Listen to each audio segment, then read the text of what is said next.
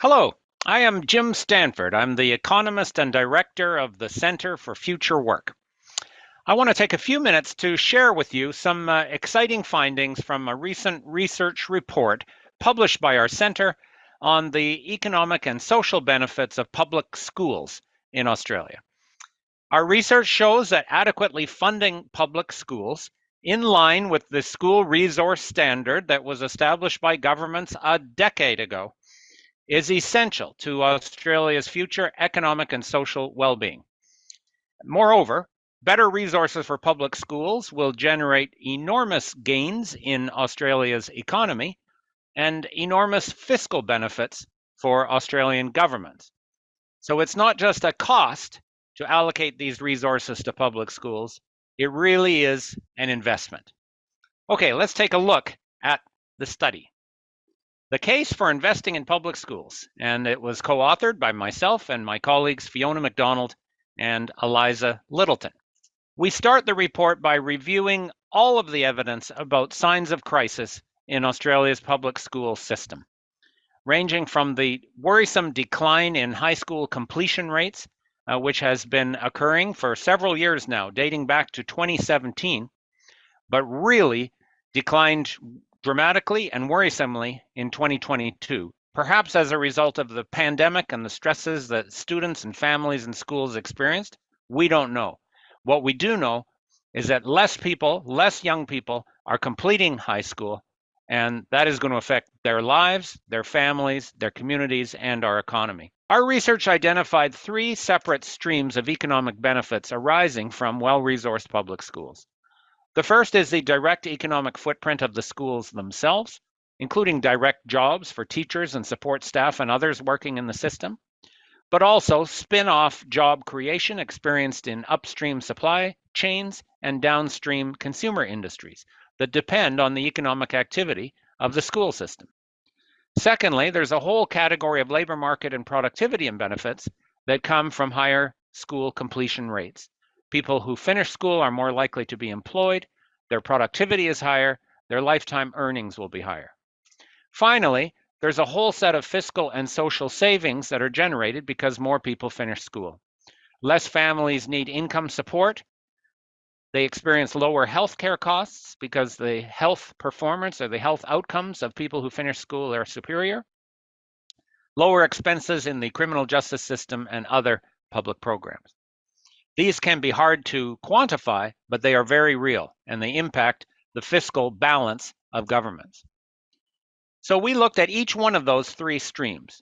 First of all, the direct economic footprint of public schools, close to 300,000 people working in them directly, and then tens of thousands of spin-off jobs, about 80,000 in total, in upstream suppliers and downstream consumer goods industries that depend on the incomes generated by schools. Schools are, in fact, a major and growing industry in Australia's economy, and we should think of it as a growing industry rather than just a government expense. Second stream is these labor market and productivity benefits. The evidence is very clear that finishing high school has enormous impacts on people's employability and earnings. 21% higher earnings for people who finish year 12 and go no further compared to people who didn't finish year 12. Over their full career, $400,000 in additional income. The employment rate for year 12 grads substantially higher than for those who don't finish school. And that does not count the extra benefits of people who first finish school and then go on to higher vocational or university education. Just finishing school alone has an aggregate benefit to the workers who finish school of $22 billion a year, but it also benefits employers because of increased productivity, another $27 billion a year for employers. So put all that together, you're looking at increased employment of 184,000 year 12 graduates compared to if they did not finish year 12, and close to $50 billion a year in additional GDP. Internationally, the evidence is very clear about these labor market, productivity, and GDP gains associated with higher education.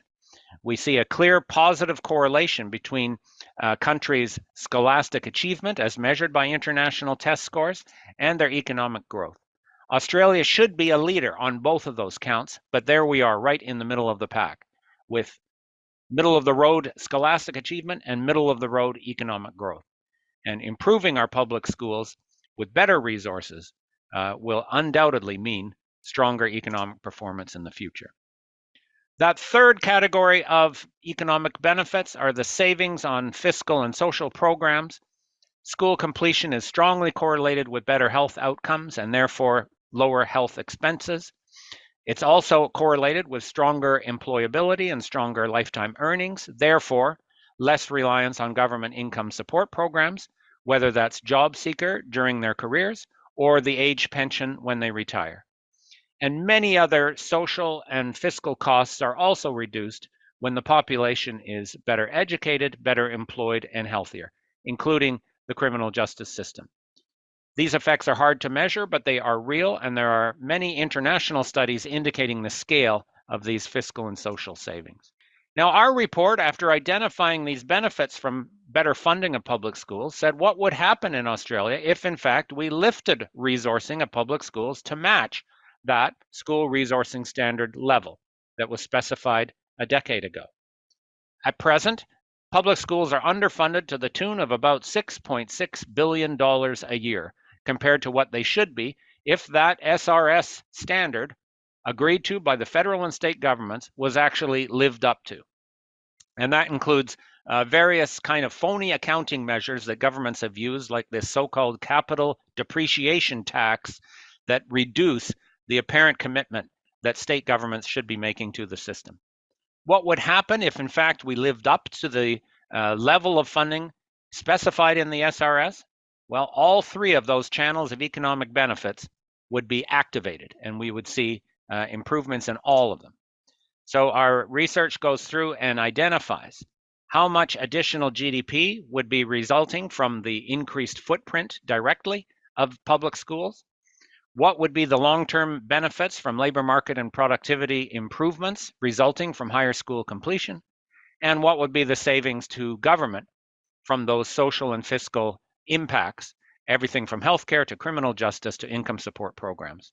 Add them up, and we're looking at, over time, improvements in economic output, incomes, and fiscal savings close to 1 full % of Australia's GDP, between $18 and $25 billion a year, once those effects have been fully felt in the economy. Another implication of this is that governments themselves benefit from the stronger economic and fiscal performance arising from better funding of public schools.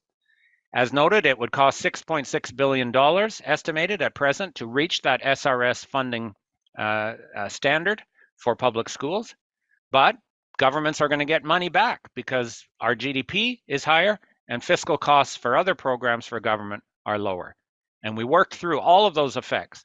And again, once all three channels of those social and economic benefits are activated, governments end up making money off of the deal, between $9 and $14 billion a year in extra revenue to all levels of government arising from the economic and social impacts of improved school completion, and a net fiscal gain once those benefits have been harvested of between $3 and $7 billion a year.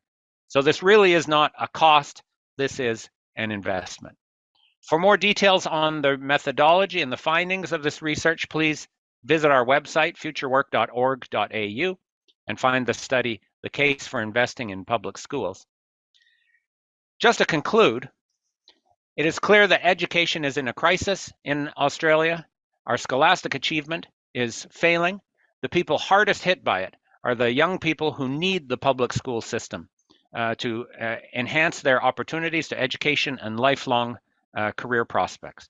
Finally, meeting the standard of funding specified in the SRS is critical to stopping the decline in high school completion, reversing it, and making sure that every student in Australia has access to the high quality education that they and our economy need for the future. We've been waiting a decade for that. The longer we wait, the further off are those benefits. So let's do it now.